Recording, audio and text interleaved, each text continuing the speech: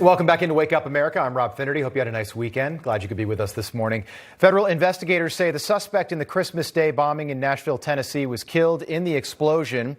Anthony Quinn Warner is this gentleman's name. They say he set off the explosive, but they're still trying to figure out a motive or intended target. And joining us now to talk about this is National Homeland Security expert Adam Roosevelt. Adam, thank you so much for waking up with us this morning. What can you tell us about where the investigation is right now, and what do we know about the man who apparently did this?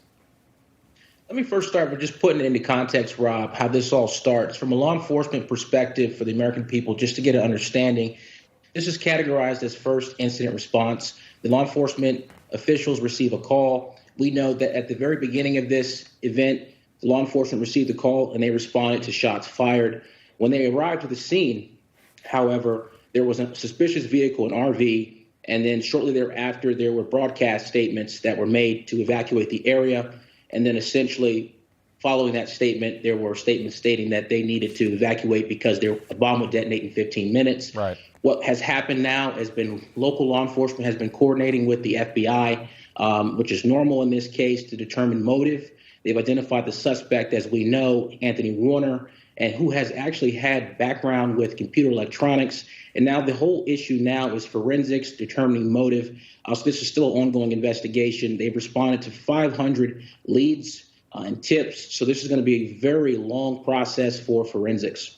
And this is, if people haven't been to Nashville, this is right downtown. I mean, this is a very busy area normally. Of course, this is early Christmas Eve.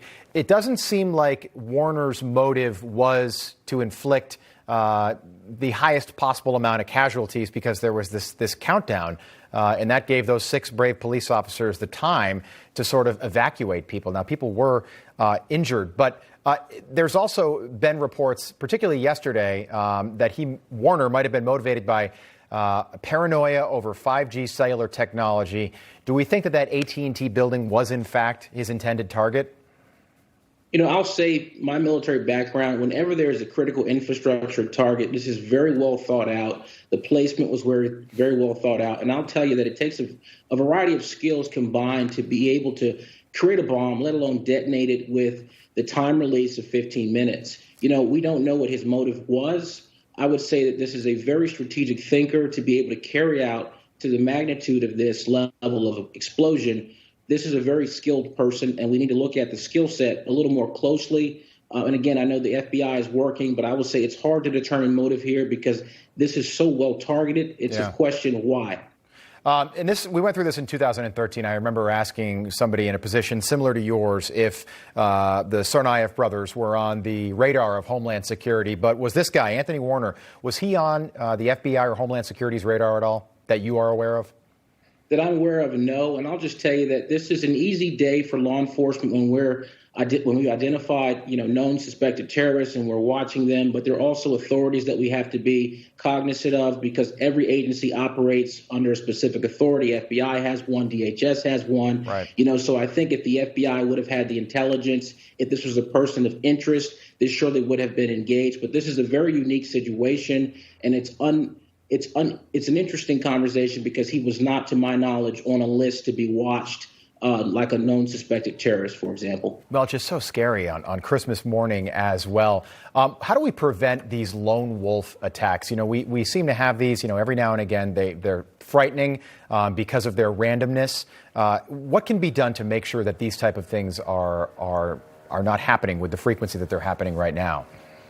I'll tell you the most important thing for us from an intelligence perspective is that the Department of Homeland Security and the Federal Bureau of Investigation coordinate with state and local law enforcement first and foremost. They're the first responders.